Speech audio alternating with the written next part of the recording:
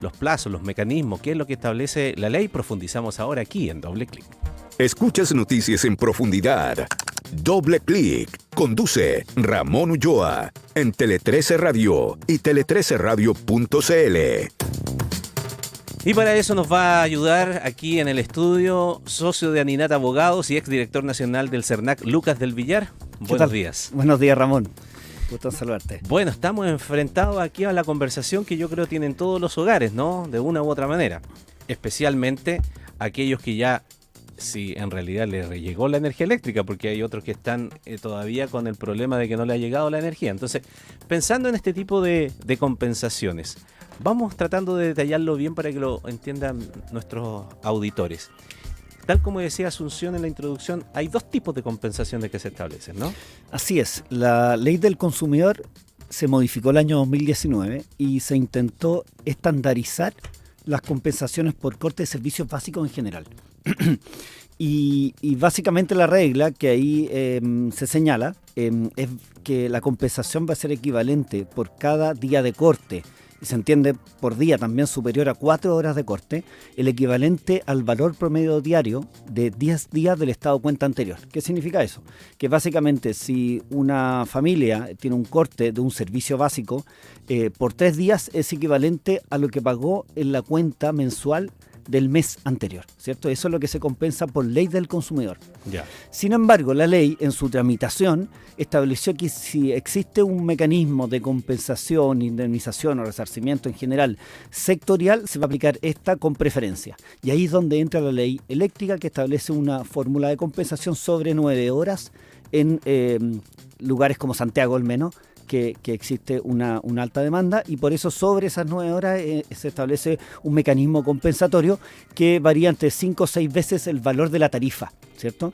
Que no se suministró, digamos, por estos cortes injustificados o demora injustificada. Y ahí está la distinción, porque una cosa es el corte injustificado y otra cosa es que si el corte es justificado, la tardía reposición del mismo se puede entender en esa misma situación. Ahora, estamos hablando también que eso depende de la densidad de la comuna, Así ¿no es es verdad? Porque señalabas, por ejemplo, no sé, la comuna de Providencia, claro, es sobre las 9 horas, a partir de la hora 10 de la interrupción del servicio, comienza a calcularse, digamos. Exactamente. Pero hay otras comunas, como por ejemplo, que tienen menos densidad poblacional, lo estaba revisando, como Tiltil, por ejemplo, que es el doble.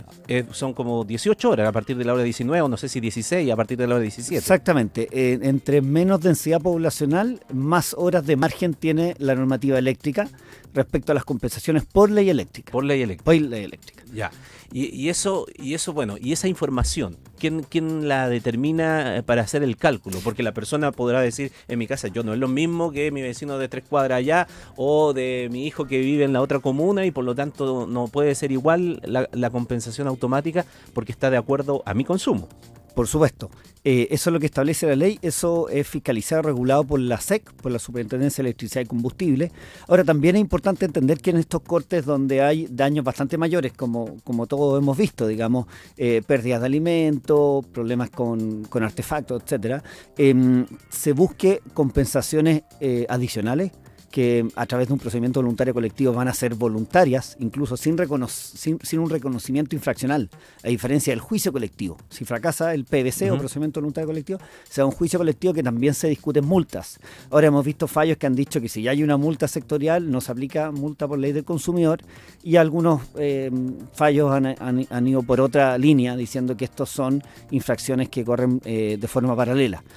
Aquí lo importante es saber que la coordinación entre autoridades permite compensaciones que sean mayores cuando estamos viendo daños adicionales, y ahí cobra sentido lo que establece la ley del consumidor respecto de estos márgenes de compensaciones automáticas, pero sobre ellos se tiene que calcular otro tipo de daño, y eso es el desafío que tiene el PVC, el CERNAC, al menos con una de las compañías. Bien interesante lo que señala Lucas, porque, a ver, hasta donde nosotros entendimos, y en el día de ayer también lo refrendaba el director del CERNAC, decía que todo corría por caminos paralelos, que una cosa no inhibía a la otra, y por lo tanto esta compensación automática que debiera reflejarse en las próximas cuentas de la luz, evidentemente si es que la información fluye y logra ser incluida, se le está pidiendo de hecho a las empresas que entreguen la información rápidamente, no a fin de mes, para que pueda ser facturado el descuento en la próxima cuenta, y si todavía queda un remanente, en la siguiente también. pero que eso de concretarse no inhibe el hecho de poder seguir las otras acciones de las compensaciones que son las complementarias. Sí, lo que pasa es que las complementarias, la ley del año 2019 es bastante clara en señalar que esas compensaciones automáticas se imputarán para calcular las adicionales. ¿Dice ¿cierto? así? Sí, lo dice así. Entonces, eso significa que hay que calcular cuáles serían los daños adicionales y los remanentes, y de acuerdo a eso establecer una fórmula de compensación. A ver. Estamos hablando siempre de compensaciones colectivas que se homologan. Se habla de intereses homogéneos, es decir, se tienen que establecer grupos y subgrupos de afectación, que es muy importante señalar que no se generen expectativas que se van a compensar daños individuales. Para eso hay un procedimiento que corre, eso sí, por cuerda separada. Ya lo vamos a abordar para no confundirnos allí. Súper. Pero a ver si entiendo bien.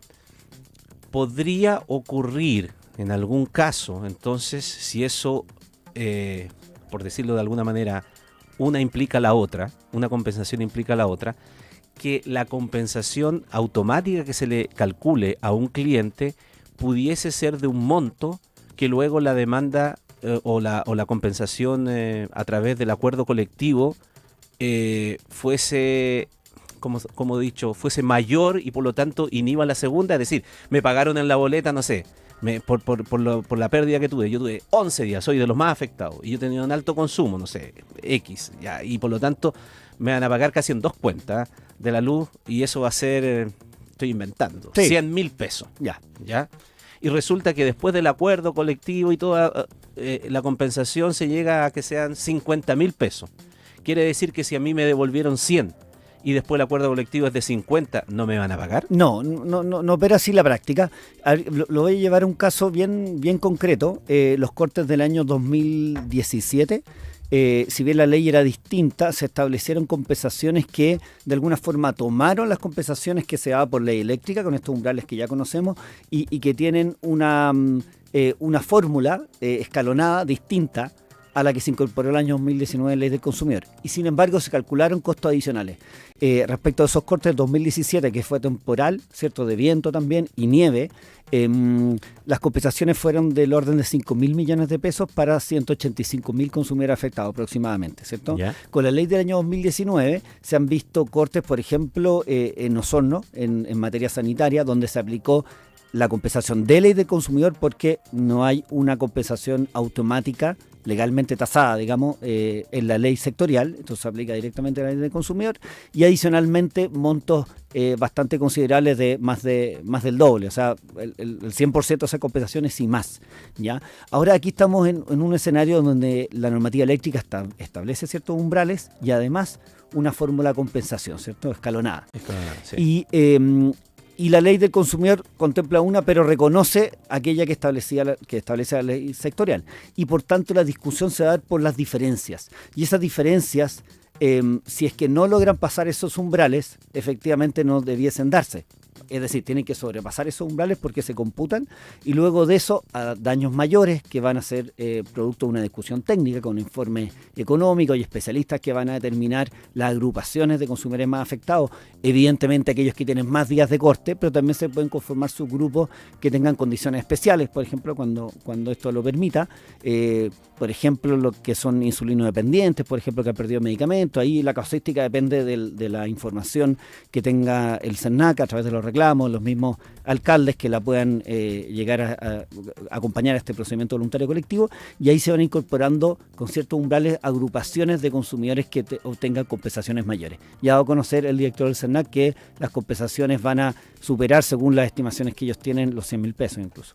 Ya, pero este procedimiento voluntario colectivo se presenta, a ver, como he dicho, en una demanda en un procedimiento donde se juntan todos los interesados, es decir, lo lidera, no son varios, Sí. es uno solo. Debiese ser uno por empresa, ¿Ya? porque tiene reserva estricta de la información. Es decir, otros departamentos del CERNAC no pueden acceder a la información que se aporte en este procedimiento voluntario colectivo. Ya. Para darte una cifra, el año 2020, el año de la pandemia, el CERNAC recibió cerca de 900.000 reclamos ese año. Imagínate la cantidad de problemas que hubo en los distintos mercados. Y el CERNAC abrió 19 procedimientos voluntarios colectivos, 3 fueron rechazados, 16 tuvieron éxito. Recordemos que son procedimientos muy concentrados de 3 meses, ampliarle a 3 meses más, a 6 en total, y se obtuvieron 30.000 millones en compensaciones durante ese periodo. Es decir, fue la fórmula más eficaz de resolver problemas colectivos. Llegaron a casi 1,5 millones los consumidores beneficiados a través de PDC durante el año 2020. Mucho más exitoso que los juicios colectivos, no solamente por el tiempo, sino que también los montos de compensación y evidentemente la certeza para los clientes, digamos, que se ven beneficiados de forma rápida. Ya, ahora, lo que podría ocurrir es que una persona, después de, en el mejor de los casos, se aplicaran todas estas compensaciones, tanto la primera, la automática, como luego llegar a un procedimiento voluntario colectivo, exitoso y rápido, pero la persona diga, pero lo que yo perdí todavía es más de lo que me pagaron en el 1 y en el 2. ¿Qué hace esa persona? Bueno, eso normalmente ocurre porque estamos hablando de compensaciones que tienden a homologar colectivos. Por tanto, incluso la ley habla, cuando se refiere al daño moral colectivo, del mínimo común. Y sobre eso los consumidores siempre tienen la posibilidad de poder accionar. En materia consumidor, el procedimiento es bastante concentrado, muy parecido al que se verifica para la ley del tránsito, es decir, se va al juzgado de policía local, no se requiere patrocinio de abogado, en la página del SERNAC pueden descargar incluso formularios, tienen que aportar evidentemente la prueba, lo recomendable es ir con patrocinio, digamos, de un abogado, y se pueden acreditar daños adicionales, todo tipo de daños que haya sufrido ese consumidor, incluso daños morales, ¿cierto?, extrapatrimoniales, en ese procedimiento. Y el momento es después de que se publique este acuerdo, hay un extracto y hay un periodo de 30 días para hacer su reserva. Es decir, el consumidor dice, yo no me quedo con estos montos, sino que más bien voy a discutir por cuerda separada, es decir, de forma individual, porque tuve daños bastante mayores y soy capaz de acreditarlo. Lucas, pero ¿tiene que terminar ese proceso para poder hacer esa demanda o puede ir por carriles separados? O sea, hoy día una misma persona dice, no, yo no voy a esperar todo este tiempo ni que me hagan porque tengo desconfianza, porque por lo que sea, yo quiero irme por las mías nomás y de inmediato iniciar sí, o tengo que esperar la buena pregunta. A ver, para irse a la segura, esperar, pero hemos visto algunos criterios de juez de policía local que tramitan igualmente los casos individuales, sin importar que haya un PDC de forma paralela. Yeah. O sea, en la mayoría de los casos podríamos decir que se puede iniciar los procedimientos individuales desde ya. Y hemos visto en algunos casos que dicen no, hay que esperar porque se entiende que hay un colectivo que está representado. Yeah. Y respecto a no tomar esa compensación y buscar las compensaciones, digamos, por mi cuenta, como familia, como consumidor afectado, sobre todo daños mayores, lo cierto es que la regla tampoco es tan fácil, porque los daños patrimoniales hay que optar, pero los morales sí podrían eventualmente el consumidor tomar esos y discutir la diferencia. ¿Ya? Es decir, yo creo que lo más simple acá es entender que si un consumidor tiene daños bastante mayores a los que ve que son el común, el promedio de sus vecinos que están en la misma situación, sobre todo con días de corte, y evidentemente que el procedimiento voluntario del SERNAC también va dando luces, porque si viene reservada la información que se aporta, la propuesta no lo es, y de hecho la propuesta exige una consulta ciudadana, una consulta pública a los afectados. Es decir, a todos los consumidores que reclaman al SERNAC, al menos les va a llegar un correo electrónico señalando esta es la propuesta o está disponible para consulta pública su propuesta y se puede incrementar. En el pasado, en un número muy importante de procedimientos que tocó en mi época, estas consultas permitieron, validar y dar más legitimidad, pero en algunos casos también incrementar los montos, sobre todo cuando habían variables o situaciones de hecho que no estaban recogidas en el PDC, y eso permite también incrementar las compensaciones. Muchos nos preguntan, por ejemplo, claro, pero estamos hablando aquí de procedimientos colectivos a través de la ley del consumidor. Así es. Por lo tanto, ¿qué pasa con una persona que en su casa, que es su domicilio particular, pero que al mismo tiempo tiene otros fines, como por ejemplo comerciales, porque tiene una patente y tiene un pequeño negocio, un almacén, en un agregadito, que ocurre mucho en nuestro país, ¿no? Así es. Y tenía la máquina... El congelador lleno de cosas. De carne y para la compensación 1 y la 2 no me va a dar.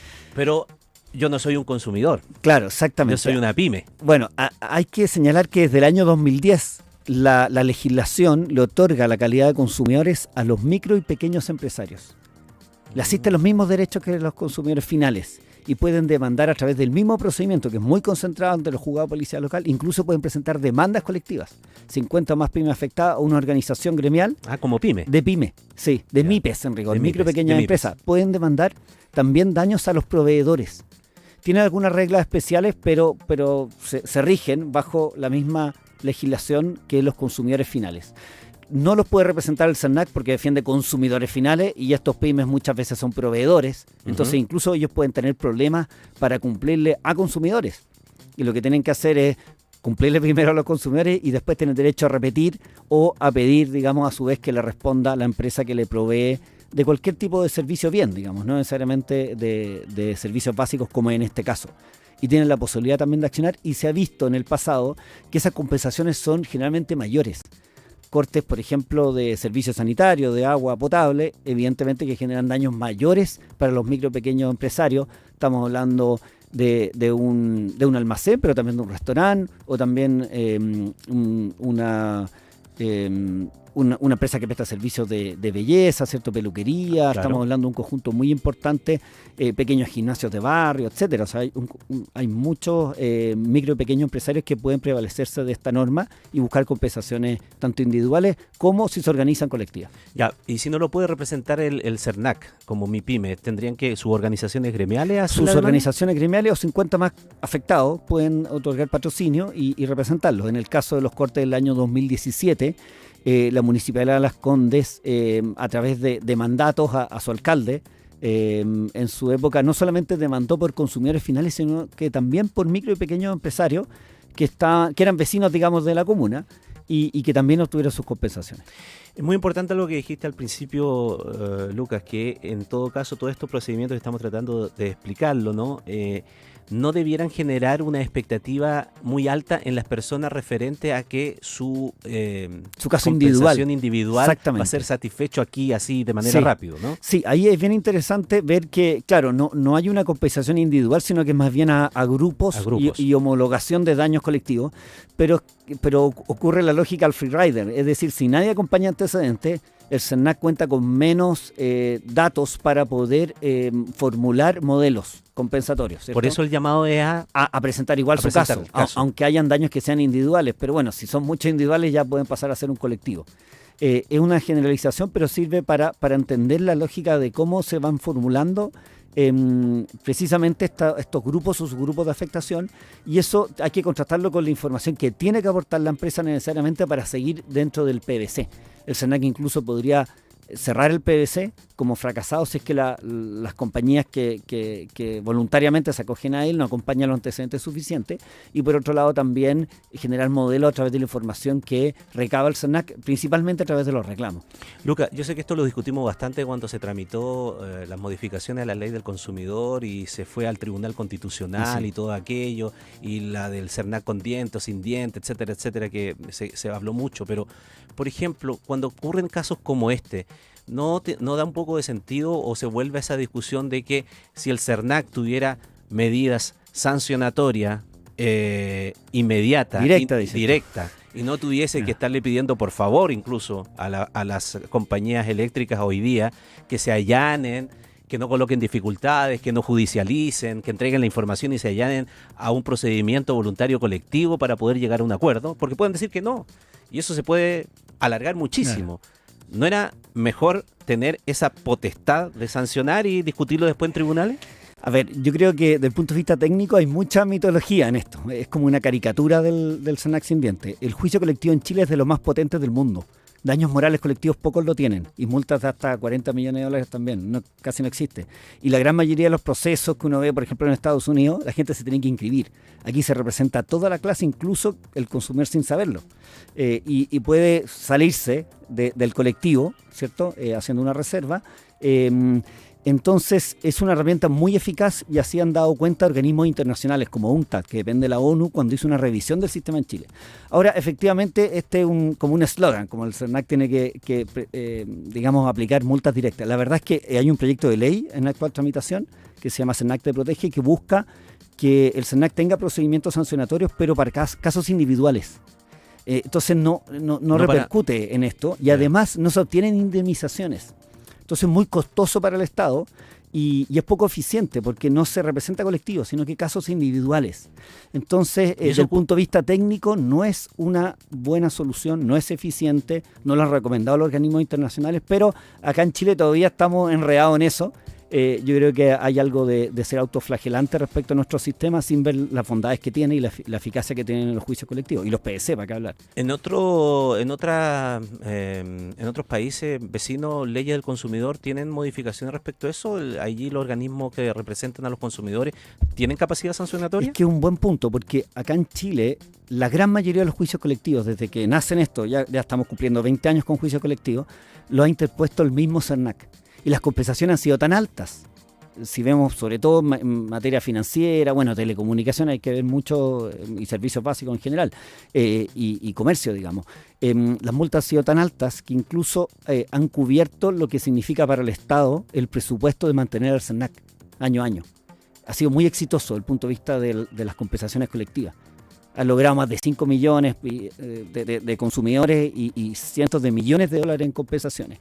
Entonces es una cifra que no se conoce bien y se habla de los dientes con procedimientos individuales que la verdad es que no logran resarcir, no logran indemnizar al consumidor y tampoco son muy automáticas porque hay un procedimiento administrativo que en promedio en Chile es largo y luego hay revisiones judiciales y varias revisiones judiciales. Y así todo, el consumidor no va a recibir su indemnización. Y tampoco pueden anular cláusula, término y condiciones. Entonces es bastante restringido, digamos. Pero yo entiendo que esto ya se puso en la palestra y que ya es una pretensión, digamos, muy sentida. Lo ha dicho el mismo presidente de la República, el tema de los reclamos individuales, pero es muy poco eficiente. Si tomamos los 600.000 reclamos que recibe el CERNAC y le aplicamos a todos un procedimiento administrativo sancionador, incluso llegando a los márgenes que establece la misma ley, que son 49, porque ya 50 más son colectivos, digamos. Estamos hablando de miles de procedimientos administrativos que no hay recursos, digamos, disponibles para aquello. Para finalizar, a modo de reflexión, ¿crees tú, Lucas, que probablemente de cómo salga todo esto, desde el punto de vista luego raya para la suma? En cuanto se demore, si es muy largo, si no es muy largo, si es corto, si es voluntario, si se judicializa y después sacando la cuenta, papel y lápiz, al final el consumidor recibió tanto, ¿podría haber un cuestionamiento, revisión o una prueba de fuego de lo que es la legislación que tenemos y si quedamos cortos o no? Porque si al final se judicializa a eterno esto, las compañías no se resisten a un juicio voluntario, a un procedimiento voluntario, se llega, no sé, demoramos no sé cuánto tiempo y al final vamos a recibir como consumidores, no sé, estoy inventando, 8 o 10 lucas, pucha, consumidor va a decir, ya, pues, ¿y para qué tenemos legislación entonces? Bueno, efectivamente lo que tú señalas es una realidad. Cada vez que han habido casos masivos, por ejemplo el caso de la Polar, se dictó luego la ley del CERNAC financiero en el año 2012. Otro problema, por ejemplo, en materia de daños por ilícito anticompetitivo, ¿cierto? Las famosas colusiones. Se modificó la ley del 2016. Estacionamiento, modificación de ley. Entonces, dentro del ordenamiento jurídico, el derecho al consumidor quizás es de las ramas que más ha crecido, de los cuales hay más proyectos de ley y siempre cada gobierno, digamos, presenta 1 o 2 reformas y va creciendo precisamente buscando el acoger las expectativas de los consumidores en esta materia y cada vez que hay un caso emblemático se presenta un nuevo proyecto de ley. No todos avanzan tan rápido como el caso del proyecto de ley CERNAC te protege, pero efectivamente ha ocurrido en la historia, digamos, de la regulación de consumo aquello que tú señalas, que efectivamente hay un caso masivo, genera impacto en la opinión pública y luego se presentan proyectos de ley y se intenta rectificar o ajustar legislativamente aquellos aspectos que, de acuerdo a las medidas de política pública vigentes, no logran resarcir plenamente o no están a la altura, digamos, de los valores que predominan en la sociedad, al menos en materia de protección al consumidor. Bueno, este lamentable evento que hemos tenido está poniendo a prueba muchas de las cosas nuestras, ¿no? Nuestras regulaciones, nuestra fiscalización, nuestro marco regulatorio y veremos. Raya para la suma. Veremos qué pasa. Veremos raya para la suma después. Si hay satisfacción de la ciudadanía o si hay nuevos proyectos de ley en esta materia. Muy bien.